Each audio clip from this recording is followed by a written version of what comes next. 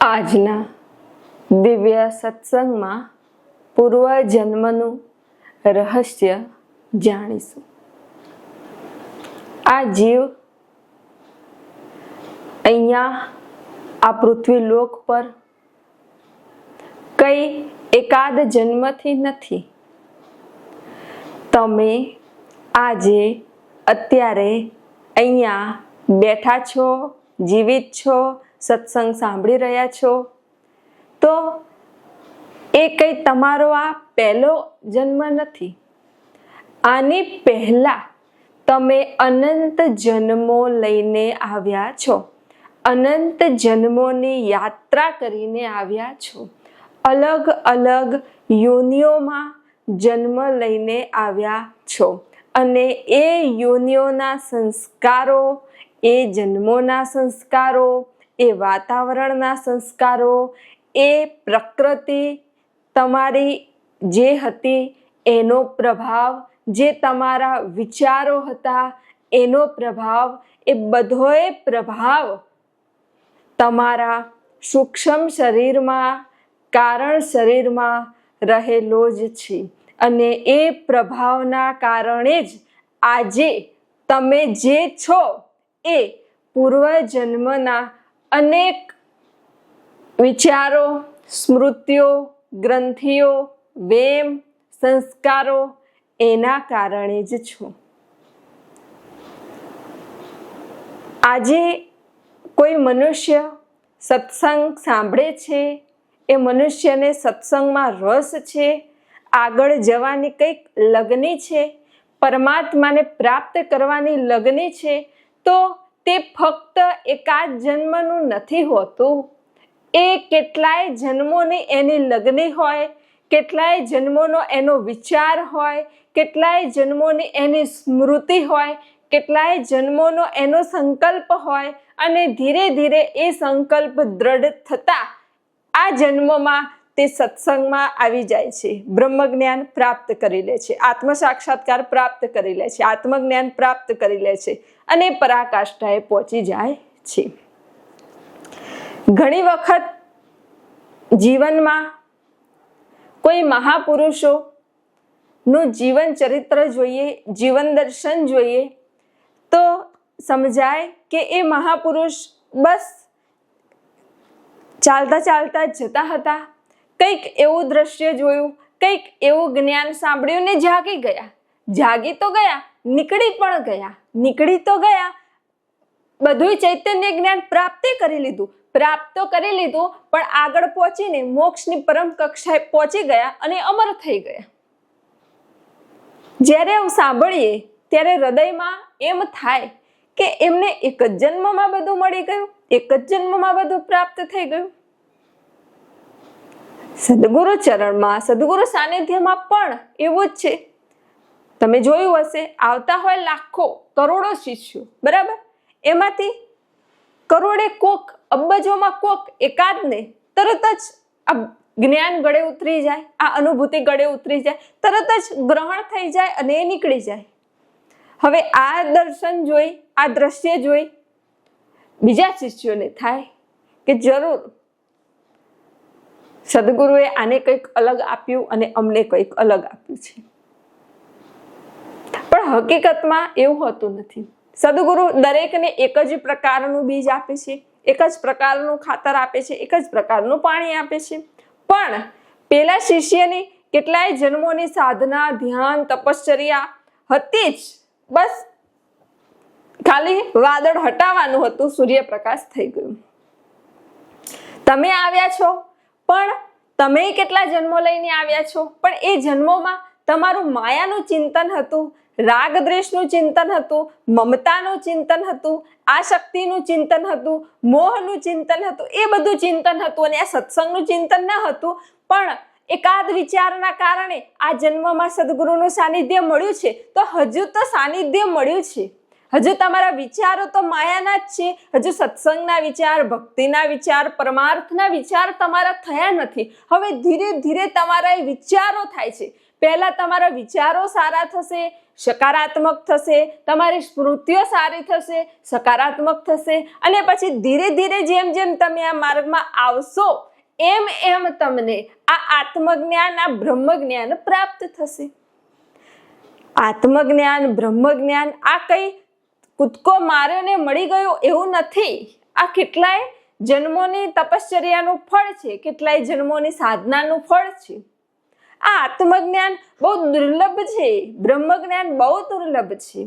આ વિશ્વ બ્રહ્માંડમાં બધું મળી જાય, પણ એક જીવંત સદગુરુ અને પોતાના સ્વરૂપનું જ્ઞાન મળવું એ જ બહુ દુર્લભ છે. અને જો તમને જીવનમાં એ મળી જાય તો બીજું બધું મળવું બહુ સુલભ છે, કેમ કે એ મળી જાય પછી બીજું બધું તો આપમેળે જ મળી જાય છે. અને એવા કેટલાય મહાપુરુષો છે જેમને બ્રહ્મજ્ઞાન મળ્યું, પોતાના સ્વરૂપનું જ્ઞાન મળ્યું, પછી એમને બીજી કોઈ માંગણીએ રાખી નથી, બીજી કોઈ ઈચ્છાએ રાખી નથી, બીજી કોઈ આસક્તિએ રાખી નથી. એ તો પોતાના સ્વરૂપમાં મસ્ત છે, પોતાના સ્વરૂપમાં આનંદિત છે, અને આ જીવન જીવીને, જીવન મુક્ત થઈને, જીવન જીવીને બ્રહ્મલોકમાં જતા રહે છે. એક વખત એક શિષ્યએ સદગુરુને એવો પ્રશ્ન પૂછ્યો કે સદગુરુ, જે મહાપુરુષો હતા, કહેવાય છે કે એમને તો સર્વસ્વ જ્ઞાન હતું, બરાબર, બ્રહ્મ જ્ઞાન હતું, આત્મજ્ઞાન હતું, બધું જ હતું. હવે તેમની પાસે, તેમના ચરણોમાં અષ્ટસિદ્ધિ, નવનિધિ હોય છે, વચન સિદ્ધિ હોય છે, સંકલ્પ સિદ્ધિ હોય છે, બધું જ હોય છે, બરાબર. તો એ કે મેં એવા પ્રસંગો વાંચ્યા છે, મહાપુરુષોનું એવું જીવન દર્શન જોયું છે જેમાં તે એકાદ નાની રૂમમાં રહેતા, થોડું ઘણું જમતા અને પોતાના જીવનનો ગુજારો કરતા. તો શું તેમને આવી ગરીબીનું દુઃખ ભોગવવું પડે? શું તેમનાય કર્મો હતા કે આટલું બધું પ્રાપ્ત કર્યા પછી પણ તે આવી રીતે જીવન જીવતા હતા? સાદું જીવન, એક નાની એવી ઝૂંપડીમાં રહે, ગ્રંથોનું, ઉપનિષદોનું અધ્યયન કરે અને બસ થોડું જમીને જીવન જીવતા હતા?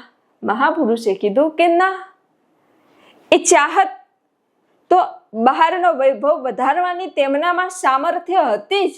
તે સંકલ્પ કરે તો બધુંય થાય, ન કેમ થાય. તેમની પાસે બ્રહ્મ જ્ઞાન હોય, આત્મજ્ઞાન હોય, સ્વયં પરમાત્મા તેમની ભીતર હોય, બ્રહ્મ શક્તિઓ જાગૃત થઈ ગઈ હોય, સંકલ્પ શક્તિ જાગૃત થઈ ગઈ હોય, તો શું ન થઈ શકે? મહાપુરુષોથી બધું થઈ શકે. પણ ભીતરનો ખજાનો એટલો એમને પ્રાપ્ત થઈ ગયો, ભીતરની ઉર્જા એટલી પ્રાપ્ત થઈ ગઈ, ભીતરનું ચૈતન્ય એટલું પ્રાપ્ત થઈ ગયું, અને ભીતરનો આનંદ એટલો મળી ગયો, ભીતરમાં એટલા તરબોળ થઈ ગયા કે હવે બહારના જગતમાં, આ ભૌતિક જગતમાં કંઈક મેળવવું, પામવું, બનાવવું એવી તેમને કોઈ ઈચ્છા જ ન રહી, કોઈ આસક્તિ જ ન રહી, કોઈ એવો મોહ જ ન રહ્યો. બસ તે પોતાના સ્વરૂપમાં જ એટલા મસ્ત થઈ ગયા હતા, એટલા ચૈતન્ય થઈ ગયા હતા કે એમને એ બાબતે કોઈ વિચાર જ ન કર્યા અને સાદું જીવન, સાત્વિક જીવન જીવીને પોતાનું કલ્યાણ કરી, જગતનું કલ્યાણ કરીને નીકળી ગયા. ઘણા એવા મહાપુરુષો છે કે જે બસ સાદું જીવન જીવતા હોય, સાત્વિક જીવન જીવતા હોય. એવું નથી કે એમનાથી ન થઈ શકે, થઈ શકે, થાય, પણ એમને એમાં એટલો રસ નથી, એટલું બધું કરવું નથી. અને એવા જે મહાપુરુષો થયા ને, હકીકતમાં એ જ વિશ્વ લેવલે પહોંચ્યા. એના નામના ડંકા આજે પણ વાગે છે, કેમ કે એમને ભીતરનો ખજાનો પ્રાપ્ત કર્યો, એમને ભીતરની ઉર્જા પ્રાપ્ત કરી. તો આ પૂર્વજન્મ છે અને પૂર્વજન્મના પ્રભાવના કારણે જ તમારું અત્યારનું આ જીવન ચાલી રહ્યું છે. કોઈ મનુષ્યને જ્યારે કોઈ સદગુરુ જોવે છે ને, ત્યારે એ સદગુરુને ફક્ત એનું આ જન્મનું શરીર નથી દેખાતું, પણ પૂર્વ જન્મના તેના શરીરો પણ દેખાય છે. અને એ શરીરોના વિચારોને કારણે, એ શરીરોના પ્રભાવને કારણે જ સદગુરુ કહી દે છે કે તેના વિચારો કેવા છે, તેની સ્મૃતિઓ કેવી છે, તેનું જીવન કેવું છે, તેનું ભૂતકાળ કેવું છે અને તેનું ભવિષ્ય કેવું છે. આવો જ એક શિષ્ય સદગુરુ સાનિધ્યમાં આવે છે, સદગુરુ ચરણમાં આવે છે, ત્યારે તે સદગુરુને પૂછે છે કે સદગુરુ, હું તો બહુ દાની છું, એટલે એ દાન બહુ કરતો હતો, બધે ભેટ બહુ લખાવતો હતો. એટલે એ શિષ્યએ કહ્યું કે હું તો બધે ભેટ લખાવું છું, જે કમાવું છું એમાંથી 50% હું દાન આપું છું. તો સદગુરુ, મારો મોક્ષ તો પાક્કો ને, મને તો મુક્તિ મળશે જ ને. સદગુરુ હસવા લાગ્યા અને કહ્યું કે તું દાન તો કરે છે, પણ કેટલી આસક્તિથી કરે છે, કેટલી ઈચ્છાઓથી કરે છે, કેટલી તને લાલચ છે, એના માટે તું દાન કરે છે. અને આ દાન તું કરે છે એનો તને અહંકાર કેટલો છે. સદગુરુએ કીધું કે હવે હું તને કહું કે તું દાન કેમ કરે છે. એનો અહંકાર તોડવા માટે સદગુરુએ કીધું કે તું આંખો બંધ કર. એ મનુષ્યની આંખો બંધ કરાવી, આંખો બંધ કરાવીને એને એનો પૂર્વજન્મ દેખાડ્યો. પૂર્વજન્મ દેખાડ્યો અને એને પૂર્વજન્મમાં જોયું તો તે મોટો ચોર હતો. મંદિરોમાંથી ચોરી કરતો હતો, મંદિરોની દાન પેટી ચોરતો હતો, ભગવાનની મૂર્તિ ચોરતો હતો, ભગવાનના મુગટ ચોરતો હતો, ભગવાનના હાર ચોરતો હતો, ભગવાનને જે થાળમાં જમાડતા હતા એ ચાંદીના વાસણો ચોરતો હતો અને ચોરી કરી કરીને જ જીવન જીવતો હતો. એને જોયું અને એ તો સ્તબ્ધ થઈ ગયો કે હું ચોર. સદગુરુએ કીધું કે હા, તું ચોર હતો, પણ આ વખતે સદગુરુનું સાનિધ્ય મળ્યું, થોડો સંગ થયો, થોડુંક કંઈક જાગ્યું અને તું આ માર્ગમાં આવ્યો અને થોડું દાન કરતો થયો. ત્યાં તને અહંકાર આવી ગયો, ત્યાં તું ફૂલાઈને દેડકા જેવો થઈ ગયો. આ લે જો તારો પૂર્વજન્મ. અને પૂર્વજન્મ જોતા હકીકતમાં એનો અહંકાર સમૂળો નાશ થઈ ગયો. તે શાંત થઈ ગયો કે ઓહો, હું ચોર હતો. તેને પશ્ચાતાપ થવા લાગ્યો, તેને પશ્ચાતાપ કર્યો કે હું ચોર હતો. અને એ દિવસથી તેનો અહંકાર ઓગળી ગયો અને તે સદગુરુની પૂજા એટલે સદગુરુના વચન પર રહેવા લાગ્યો, સદગુરુએ બતાવેલા માર્ગ પર ચાલવા લાગ્યો અને અહંકાર શૂન્ય બનીને હવે તે દાન કરતો, કોઈ પણ કાર્ય કરતો, પણ પોતે નિમિત્ત રહીને, કેમ કે તેને જોઈ લીધું કે હું સાહુકાર નથી, હું એ ચોર હતો. આવી જ રીતે એક મહિલા આવી. એ મહિલાને એવું વિચારવાનું, એવો અહંકાર કે હું બહુ ચોખ્ખી છું, મારામાં કોઈ દાગ નથી, મારામાં કોઈ નકારાત્મકતા નથી, મેં કોઈ પાપ કર્યા નથી, મારા કોઈ કુકર્મ નથી, હું ચોખ્ખી જ છું. એટલે હું ગુરુ કાર્ય ન કરું તો એ ચાલે, સત્સંગમાં ન આવું તો એ ચાલે. આ જન્મમાં મેં કોઈ પાપ કર્મ કર્યા જ નથી, કોઈ કુકર્મ કર્યા જ નથી, મારા હાથે કોઈ અધર્મ થયું જ નથી. આવો તેને એટલો બધો અહંકાર હતો કે તે સત્સંગ સાંભળે તોય ન સાંભળે અને બેસી રહે. કોઈ કાર્ય સદગુરુ કહે તો કરે, ન કરે અને એમ કે હું તો ચોખ્ખી જ છું, મારે આવું કરવાની કઈ જરૂર નથી, સેવા કરવાની મારે જરૂર નથી, દાન કરવાની મારે જરૂર નથી, પૂજા કરવાની મારે જરૂર નથી, ધ્યાનમાં બેસવાની એ મારે જરૂર નથી, સદગુરુએ આપેલું ભજન એમાં બેસવાની એ મારે જરૂર નથી, કેમ કે મેં કોઈ કુકર્મ કર્યા જ નથી, મેં કોઈ પાપ કર્યા જ નથી. તો હું શું કામ આ માર્ગે ચાલું, હું શું કામ સેવા કાર્ય કરું? બસ ખાલી આવે, સદગુરુ ચરણે બેસે અને જતી રહી. હવે સદગુરુને મનમાં થયું કે આનો અહંકાર તોડવો પડશે. જો આનો અહંકાર તૂટશે ને તો જ આ માર્ગમાં તેની પ્રગતિ થશે. એટલે જ એક દિવસ તે મહિલા બેઠી હતી અને સદગુરુએ એને બોલાવી કે અહીંયા. મહિલાએ કીધું, બોલો. કેમ બોલાય? મારામાં કોઈ દાગ છે જ નહીં. હું ચોખ્ખી ચાંક જેવી છું. કોઈ ટપકું નથી, કોઈ ટીલું નથી મારે. સદગુરુએ કીધું, હા બરાબર છે. એ મહિલાને કીધું કે તારો પૂર્વજન્મ જોવો છે? મહિલાએ કીધું, હા બતાવો, હું તો ચોખ્ખી છું. પૂર્વજન્મમાં ચોખ્ખી હતી, બતાવો મારો પૂર્વજન્મ. સદગુરુએ કીધું, આંખો બંધ કરી દે. આંખો બંધ કરી અને ધીરે ધીરે ધીરે મહિલા ભીતર ઉતરવા લાગી અને પૂર્વજન્મમાં ગઈ. જ્યારે તે પૂર્વજન્મમાં ગઈ અને જોયું તો તે મહિલાએ કેટલાય પશુઓની હત્યા કરી હતી, કેટલાનું અપમાન કર્યું હતું, કેટલાને દુભવ્યા હતા, સંતોની નિંદા કરી હતી, સંતોને અપશબ્દ બોલ્યા હતા અને અગણ્ય તેના કુકર્મો હતા, અગણ્ય તેના પાપ કર્મો હતા. અને એના કારણે જ તેને ભયાનક મૃત્યુ પ્રાપ્ત થયું હતું.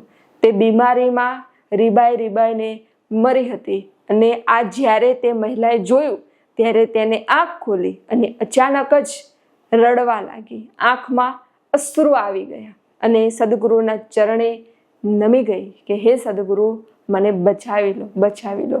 હું આટલી પાપી, આટલા મારા કુકર્મો, હું આટલી બધી હત્યા કરીને આવી. ઓહો, એમ કહીને એને ખૂબ પશ્ચાતાપ થયો અને આ જન્મમાં જે એનો અહંકાર હતો એ પીગળી ગયો, શૂન્ય થઈ ગયો અને શાંત સ્થિર થઈને સદગુરુએ બતાવેલા માર્ગ પર તે મહિલા ચાલવા લાગી અને ધીરે ધીરે આ માર્ગમાં આગળ વધવા લાગી. તમને ખબર છે, કોઈ મનુષ્ય હોય એને પાણીથી બીક લાગતી હોય. અમુક પાણી જોઈને બી જાય, કેમ કે અમુક મનુષ્યનું મૃત્યુ પાણીમાં ડૂબીને થયેલું હોય છે અને એના કારણે જ એમને પાણીથી બહુ બીક લાગે. કોઈ નદી ઉપર એમને ઊભા રાખો, દરિયા કિનારે લઈ જાઓ, સરોવર કિનારે લઈ જાઓ ને તો એ કહે છે કે ના, પાણીમાં નથી જવું, પાણીમાં નથી જવું. કેમ કે પૂર્વજન્મમાં એમનું મૃત્યુ પાણીથી થયું હોય, ડૂબીને, મરીને. બધા નહીં, કેટલાક એવા કિસ્સા હોય જ છે.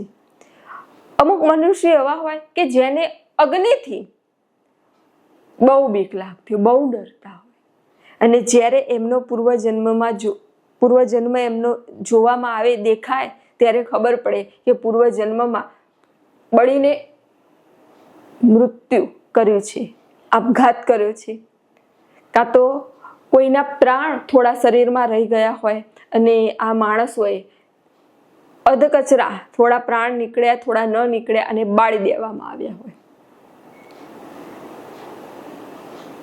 એવા કિસ્સામાં પણ અગ્નિથી ડર લાગતો જ હોય છે. કોઈને ઊંચાઈથી બહુ ડર લાગે. એટલે આ બધા પૂર્વજન્મના પ્રભાવ છે જ. અને પૂર્વજન્મના તમારા જે વિચારો હોય, જો વિચારો, સ્મૃતિઓ એ અલગ અલગ છે, પણ એકનો એક વિચાર જ્યારે વારંવાર દોહરાવવામાં આવે ને ત્યારે તે વિચાર ગ્રંથિનું રૂપ લઈ લે છે, ગાંઠનું રૂપ લઈ લે છે. જેમ કે કોઈ મનુષ્યએ પૂર્વજન્મમાં ખૂબ જ ઉપવાસ કર્યા હોય, ભૂખ્યો રહ્યો હોય, તો ઉપવાસ કરીને એ વિચાર તેની ગ્રંથિ બની ગઈ હોય કે ઉપવાસ કરો, ઉપવાસ કરો, ઉપવાસ કરો. તો આ જન્મમાં તે જન્મ લેશે, અમુક વર્ષનો થશે ને જ ઉપવાસ શરૂ કરી દેશે કે ઉપવાસ તો કરવો જ જોઈએ, ઉપવાસ તો કરવો જ જોઈએ, ઉપવાસ તો કરવો જ જોઈએ. અને ઉપવાસ કરીને તેનું શરીર સૂકવી દેશે. અને જે વધારે ઉપવાસ કરે તેની ચંદ્ર નાડી કમજોર થાય છે, પાચન શક્તિ કમજોર થાય છે, શરીર કમજોર થાય છે. બરાબર. એટલે આ જન્મમાં તે ઉપવાસ જ કરશે. એટલે ઘણી વખત કોઈને મનમાં એવું થાય કે અમારા ઘરમાં કોઈ ઉપવાસ રાખતું નથી, આ એક જ ઉપવાસ રાખ કરે છે. કેમ? એનું કારણ શું? કેમ કે પૂર્વજન્મના જે વિચારો છે ને, એ વિચારોએ ગ્રંથિનું રૂપ લઈ લીધું છે, ગાંઠનું રૂપ લઈ લીધું છે. એટલે આ જન્મમાં તે ઉપવાસ કરશે જ. આવું દરેકમાં છે. આ તો કેટલું બધું આ તો જ્ઞાન છે કે એનું કેટલું વર્ણન કરું. કોઈ મનુષ્ય ક્રોધ કરતો હોય, હવે ક્રોધ અને ગુસ્સો રાખવો જોઈએ, જરૂર હોય ત્યાં બોલવું જોઈએ. એ સારું છે, નથી સારું એવું નહીં, પણ એમાં જો કોઈનું સારું થતું હોય, કલ્યાણ થતું હોય તો બહુ સરસ છે. ગુસ્સો, ક્રોધ હોવો જ જોઈએ. પણ ગુસ્સો કેવો હોય ખબર છે? અત્યારે ગુસ્સો કર્યો, એકાદ મિનિટમાં હતા એમના એમ, એ સામાન્ય ગુસ્સો કહેવાય, એ ગુસ્સો કહેવાય. પછી ક્રોધ એટલે કેવો ખબર? અત્યારે ક્રોધ કર્યો ને, એ ક્રોધ 1 દિવસ, 2 દિવસ, વરસ રહ્યો, એની ઉપર ક્રોધ વરસ. અરે અમુકની વાત સાંભળો ને તો 30 વર્ષથી ક્રોધ હોય, આની પર ક્રોધ. તો એ ક્રોધ વધારે પડતો વધી જાય ને એટલે એની એક ગાંઠ થઈ જાય, એની એક ગ્રંથિ થઈ જાય. અને જે મનુષ્ય પ્રત્યે તમે ક્રોધ રાખો એની સાથે કર્મબંધન થઈ જાય. અમુક મનુષ્યો હોય છે કે નાની એવી વાત હોય ને 25 વર્ષથી એક જ વાત કરતા હોય કે આને તો સારું જ ના થાય, અને મારી જોડે આવું કર્યું, અને હંમેશા ક્રોધ જ રાખતા હોય. તો ધીરે ધીરે ક્રોધ પણ ગાંઠનું રૂપ લઈ લે, ગ્રંથિનું રૂપ લઈ લે. એટલે પછી હવે જન્મ લે ને એટલે બાળપણથી જ ક્રોધી જ હોય, ક્રોધ જ કરે. કોઈની વાણી પર સંયમ ન હોય તો એ એકાદ જન્મનું ન હોય. પૂર્વમાં પણ તેને વાણી પર સંયમ રાખ્યો જ નથી, હોય જ નહીં. એટલે આ જન્મમાં પણ વાણી પર કોઈ સંયમ નહીં, જેમ તેમ બોલે, કટુ વચન બોલે, અપમાનજનક શબ્દો બોલે. તો એમ થાય કે આ ઘરમાં તો બધા શાંત છે, સ્થિર છે, અને આ એક જ આવા કેમ કટુ વચન બોલતો હશે? પણ પૂર્વજન્મનો પ્રભાવ છે, પૂર્વજન્મના વિચારો એકબીજા ઉપર ઘૂંટાઈને ગ્રંથિ બની ગઈ છે, ગાંઠ બની ગઈ છે. એટલે એટલા બધા વિચારો ન રાખશો કે વિચારોની ગાંઠ થઈ જાય, એ વિચારોની ગ્રંથિ થઈ જાય. અને પછી જ્યારે ગ્રંથિ થઈ જાય, ગાંઠ થઈ જાય, તો એને તોડવી કેટલી અઘરી ખબર છે? કોઈના શરીરમાં ગાંઠ થઈ જાય, એને કાઢવી હોય તો કેટલું મોટું ઓપરેશન કરવું પડે, કેટલા ટાંકા આવે ત્યારે ગાંઠ નીકળે, રૂજ આવતા કેટલી વાર થાય. વિચાર કાઢવો હોય તો એ બહુ અઘરો નથી, પણ ગાંઠ કાઢવી હોય તો કેટલી અઘરી. તો એવી રીતે તમારા વિચારો, સ્મૃતિઓ ઘૂંટાઈને જો ગાંઠ થઈ જશે તો એને તોડવી, એને કાઢવી એ બહુ અઘરી થઈ જશે. એટલે તમે તમારા જીવનનું જ અવલોકન કરો કે એવું કંઈ છે તમારા જીવનમાં કે જે બસ આવી જ જાય છે. ક્રોધ આવી જ જાય, લોભ થઈ જ જાય, આસક્તિ થઈ જ જાય, આમ થઈ જ જાય. ઘણા મનુષ્યો કહેતા હોય છે કે આ કાર્ય નહોતું કરવું ને થઈ ગયું, કરવું જ નહોતું આ કાર્ય અને થઈ ગયું. ખબર નહીં કેવી રીતે થઈ ગયું? પૂર્વજન્મનો પ્રભાવ. કેમનું થઈ ગયું કે ખબર જ ન પડી? પૂર્વજન્મના કારણે, પૂર્વજન્મના સંસ્કારો, પૂર્વજન્મની સ્મૃતિઓના કારણે નહોતું કરવું તો થઈ ગયું. હવે આ જે ચોર હોય એ ચોર કે થોડી આ જન્મમાં બને, પૂર્વજન્મમાં ચોર હોય. એ ચોરીના વિચારો એકબીજા પર ઘૂંટાઈને ગાંઠ થઈ ગઈ હોય, એટલે આ જન્મમાં જન્મે ત્યારથી ચોરી કરતા હોય. તમને ખબર છે અમુક તો નાના બાળકો હોય તો એ ચોરી કરતા હોય, ઘરમાંથી કઈ વસ્તુ લઈ લેતા હોય, મમ્મી પપ્પાના પાકીટમાંથી પૈસા લઈ લેતા હોય, પૂર્વજન્મની આદત હોય. ઘણી બહેનો એવી રીતે પોતાના સ્વામીના ખીચામાંથી પૈસા લઈ લેતી હોય, ચોરી છૂપે કંઈક લઈ લેતી હોય. આવી આદતો ઘણાને હોય. તો આ પૂર્વજન્મની જ આદતો છે, એ વિચારોએ ગ્રંથિનું રૂપ લઈ લીધું અને ચોરી કરવાની એક ટેવ પડી ગઈ. તો આ બધું છે. તમે જોયું કે તમારા જીવનમાં, તમારી આજુબાજુ અમુક જોડે તમારે સારું બનશે, અમુક જોડે ગમશે જ નહીં. અને અમુકને મળશો તો એમ થશે કે કેટલા જન્મોથી આપણે સાથે છીએ, ભેગા છીએ, એવું થશે. તો એનું પણ કારણ છે ને, એ પૂર્વજન્મના તમારા સંબંધો છે. મનુષ્ય એટલે જે મનથી જોડાઈ શકે એને શું કહેવાય? મનુષ્ય. પણ મોટા ભાગના મનુષ્યો જળ સાથે જોડાય છે. આ મારી માળા છે, મારી માળા છે, જોડાઈ ગયા મારે કીધું એટલે. મારો ડ્રેસ છે, મારો છે, જોડાઈ ગયા મારો છે એટલે. મારું ઘર છે, મારું કીધું જોડાઈ ગયા. એ બધાને તો મારું મારું મારું કીધું, પણ છેલ્લે જેને મારું મારું મારું કીધું એ તો છોડીને જવાનું જ છે. અને જેને મારું કહેતા નથી એ જોડે આવે છે, તો એ કોણ છે? પરમાત્મા. હકીકતમાં એ જ તમારા છે. અને કદી તમે પરમાત્માને એમ કહેતા નથી કે મારા પરમાત્મા, મારા પ્રભુ, મારા વાલા, મારા પ્યારા, મારા પ્રાણ પ્યારા, એવું તો કદી કહેતા જ નથી. અને એ તમારી સાથે રહે છે. તો જે તમારા છે, તમારો જે સંબંધ સાચો છે એને કહો, એની વાત કરો, તો તમારું કલ્યાણ થશે. એ સાથે આવવાનું છે, બીજું કંઈ થોડું આવવાનું છે. તો સવાર, સાંજ, બપોર જ્યારે સમય મળે ત્યારે આંખો બંધ રાખીને કે આંખો ખુલ્લી રાખીને જેમ તમને ગમે એમ પરમાત્માને યાદ કરો, પરમાત્માને પુકારો કે હે પ્રભુ, હે મારા વાલા, હે પ્રાણ પ્યારા, તમારો ખૂબ ખૂબ ધન્યવાદ. પહેલા તો આટલો સરસ મનુષ્ય જન્મ આપ્યો, આટલું સરસ શરીર, મનુષ્ય દેહ આપ્યો, મનુષ્ય અવતાર આપ્યો, એમાંય જીવંત સદગુરુનું સાનિધ્ય મળ્યું, પ્રગટ સદગુરુનું સાનિધ્ય મળ્યું, આ આત્મજ્ઞાન મળ્યું, આ બ્રહ્મ જ્ઞાન મળ્યું. અને તમે મળી ગયા પ્રભુ પરમાત્મા, તમે ભીતરમાં મળી ગયા, સાક્ષાત્કાર થઈ ગયો, સર્વસ્વ જ્ઞાન થઈ ગયું, બધી જ અનુભૂતિ થઈ ગઈ. હવે જીવનમાં જોવા જેવું કંઈ બાકી રહ્યું નથી, કંઈ લેવાનું બાકી રહ્યું નથી, કંઈ દેવાનું બાકી રહ્યું નથી. ના લેના ના દેના મગન રહેના, એવી સ્થિતિ થઈ ગઈ છે પ્રભુ. એમ કહીને પરમાત્માને ધન્યવાદ કહો, પરમાત્માનો આભાર માનો. તો પરમાત્મા કેટલા રાજી થાય, કેટલા પ્રસન્ન થાય. તો બીજા બધાને તો તમે યાદ કરો જ છો. કોઈ વાર પરમાત્માને યાદ કરી લો, પરમાત્માનું ભજન કરી લો, તો જીવનમાં ખૂબ પ્રકાશ થશે. તો પહેલા તમે તમારા જીવનનું અવલોકન કરો. કોઈ તમારી એવી આદત, કોઈ એવી ટેવ, કોઈ એવી ગ્રંથિ, કોઈ એવા વિચાર, કોઈ એવા વેમ જે તમારા ભીતર ગાંઠ કરી ગયા છે, ગ્રંથિ કરી ગયા છે. અને જો હોય તો સદગુરુ ચરણે જઈ સમર્પણ કરો, જેથી એ ગાંઠ ઓગળી જાય, ગાંઠ બહાર નીકળી જાય અને તમે ખાલી થઈ જાઓ, રિક્ત થઈ જાઓ. હકીકતમાં આધ્યાત્મિક માર્ગ એટલે શું છે ખબર છે? કે રિક્ત થવું, ખાલી થવું, ભરાવું નહીં.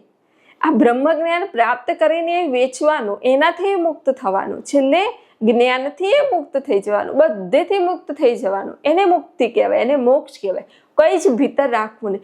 જે જ્ઞાન પ્રગટ થયું વેચી દો, જે અનુભૂતિ થઈ વેચી દો, જે મળ્યું વેચી દો. બસ વેચો વેચો વેચો. અને જેમ જેમ વેચતા જશો એમ એમ તમે ખાલી થતા જશો, રિક્ત થતા જશો. અને જેમ જેમ રિક્ત થતા જશો ને એમ એમ તમે હળવા ફૂલ જેવા થતા હશો. ઘણા મહાપુરુષો એટલા હળવા થઈ ગયા હોય, એટલા ફૂલ જેવા થઈ ગયા હોય ને કે કપડાં પહેરે ને તેમને કપડાનું વજન લાગે, એટલા ફૂલ જેવા હલકા. એનું સૂક્ષ્મ શરીર, કારણ શરીર, મહાકારણ શરીર એટલું ચોખ્ખું થઈ ગયું હોય, એટલું ફૂલ જેવું, અને એટલા કોમળ બની ગયા હોય. એમના હાથ કોમળ થઈ જાય, પગ કોમળ થઈ જાય, નાસિકા કોમળ થઈ જાય, બધું જ કોમળ કોમળ થઈ જાય. આખું શરીર ભલે તેમની અવસ્થા થઈ ગઈ હોય પણ નાના બાળક જેવું શરીર થઈ જાય, કેમ કે તેમનું સૂક્ષ્મ શરીર, કારણ શરીર, મહાકારણ શરીર એ બધું ચોખ્ખું થઈ ગયું હોય માટે. તો આવા મહાપુરુષોના દર્શન તો દુર્લભ છે જ, પણ આવા મહાપુરુષોના વચન પર રહેવું તે પણ બહુ દુર્લભ છે.